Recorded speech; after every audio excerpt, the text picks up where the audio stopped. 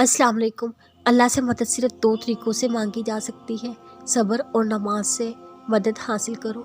इन दो के बगैर तुम कभी भी अल्लाह की मदद हासिल नहीं कर सकोगे। इन दो को अपनाने के लिए तुम्हारे पास एक चीज़ का होना बेहद ज़रूरी है। पता है वो क्या चीज़ है? वो तवक्कल है, अल्लाह पर मुकम्मल यकीन। तुम यकीन के बगैर कभी सब्र नहीं कर सकोगे, ना नमाज पढ़ सकोगे। नमाज जो कि दुआ है, अल्लाह से मुलाकात। अल्लाह से मुलाकात के लिए तो तुम्हें गैब पर हर सूरत यकीन करना पड़ेगा। सब्र भी यकीन के बगैर नहीं आता।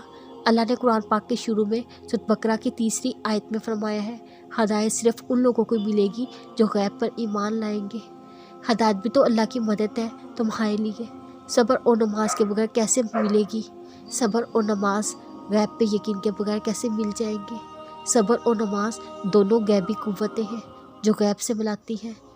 उसके लिए कोई गैबी ज़रिया ही की ज़रूरत है। तुम्हारा तवक्कल है जो नज़र नहीं आता।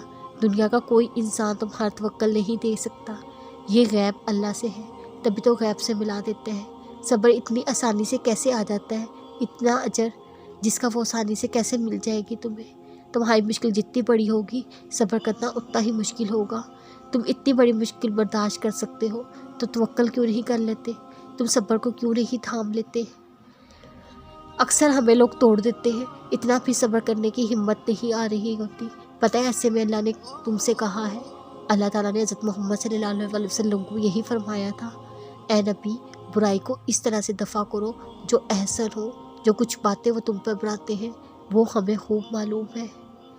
लोग तो डर रहे हैं, लड़ रहे हैं, तुम्हें तंग कर रहे हैं, तुम तब भी भलाई का रास्ता अपना लो।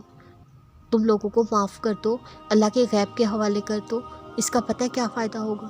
तुम परेशान नहीं होगे, तुम उदास नहीं होगे, तुम्हारा दिल किसी बुराई से भरने के बजाय साफ़ रहेगा।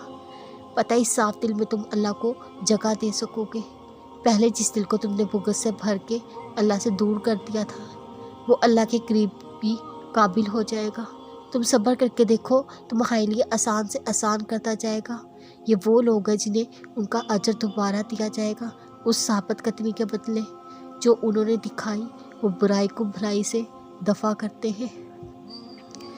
क्या हुआ अगर तुम्हें तो एक टास्क दिया जाए, तुम्हें चोट लगेगी लेकिन उसके बाद तुम्हें बादशाही मिलेगी, तो वो छोटी सी चोट खुशी खुशी अपना लोगे। उस एक चोट की क्या औकात है बादशाही के सामने? तो सोचो, जो तुम्हें इतना बड़ा अजर दिया जाएगा, हमेशा का अजर, इस थोड़े सब्र के पीछे तुम्हें कैसे सब्र नहीं कर सकोगे? सुनो, सब्र सिर्फ सब्र करने से आता है। तुम सब्र करते जाओ, अल्लाह तुम्हारे लिए आसान से आसान रास्ते हल करता जाएगा।